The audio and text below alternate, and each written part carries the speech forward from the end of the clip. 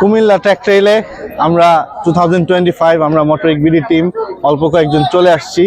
আমরা দেখতে আসলে আমরা বাইক প্যাশনেট, বাইক নিয়েই সবকিছু আমাদের জীবনে, তাই হঠাৎ করে আমরা ডিসিশন নিয়ে চলে আসলাম। যদিও আমরা এখানে স্পন্সরশিপে নেই, ঠিক আছে, but what a amazing day.